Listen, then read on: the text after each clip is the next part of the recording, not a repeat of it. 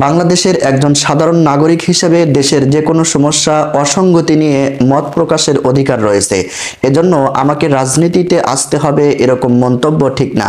শনিবার 11 জানুয়ারি সিলেটের MC college মাঠে তাফসিরুল কোরআন মাহফিলে সম্প্রতি বিএনপির নেতাদের মন্তব্য প্রসঙ্গে এসব কথা বলেন জনপ্রিয় ইসলামী বক্তা মিজানুর রহমান আজহারী। এর আগে একটি মাহফিলে ইসলামের আলোকে দেশ গঠন নিয়ে বক্তব্য রাখেন তিনি। সম্প্রতি অনুষ্ঠিত এক মাহফিলে মিজানুর রহমান আজহারী বলেছিলেন, ইসলামের আলোকে দেশ সাজাবো, কোনো জঙ্গিবাদ সন্ত্রাস সৃষ্টি হতে দেব না।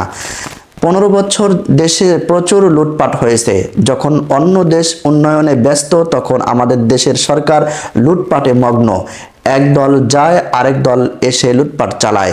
শনিবার সিলেটের মাহফিলে আজহারী বলেন, কোনো দল এটা নিয়ে কথা বলেনি।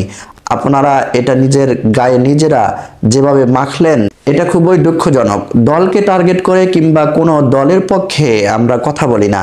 আমরা কোরআন সুন্নাহর কথা বলি, ইসলামের পক্ষে কথা বলি। এটা সাধারণ কথা। নিজের গায়ে নিজে যদি ক্ষোভ প্রকাশ করেন আর ক্ষুব্ধ প্রতিবাদ জানান, তাহলে সাধারণ মানুষের কাছে আপনাদের ব্যাপারে একটা নেগেটিভ মেসেজ যাবে। এটা আমরা করতে চাই না। আমি একজন আলেম, এর বাইরে আমার একটি পরিচয় রয়েছে। আমি বাংলাদেশের একজন সাধারণ নাগরিক। আমার দেশের যে কোনো সমস্যা অসঙ্গতি বিষয়ে মত প্রকাশের স্বাধীনতা আমার রয়েছে। আপনারাই তো বাক স্বাধীনতার কথা বলেন। আপনারাই যদি আবার কোনো মন্তব্যের ব্যাপারে বলেন রাজনীতিতে আসেন, এটা ঠিক হবে না।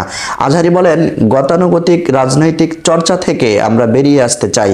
যখন ক্ষমতার পালাবদল হয় তখন ওই দুর্নীতির ফিরতি আমরা জানতে পারি, এর আগে কোনোভাবে জানা যায় না।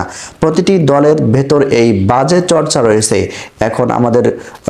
এখন আমাদের শুধরে নেওয়ার সময় এসেছে। আমরা চাই না এদেশের চাঁদাবাজি, দখলবাজি, টেন্ডারবাজি ও দুর্নীতি থাকুক। আমাদের নিবন্ধিত 38 দলেরই এখন শপথ নেওয়ার সময় এসেছে। আঞ্জুমানে খেদমতে কোরআন সিলেটের উদ্যোগে 3 দিনব্যাপী তাফসিরুল কোরআন মাহফিলের শেষ দিন ছিল শনিবার রাত 8টায় তাফসির পেশ করতে মঞ্চে ওঠেন ডক্টর মিজানুর রহমান আজহারী।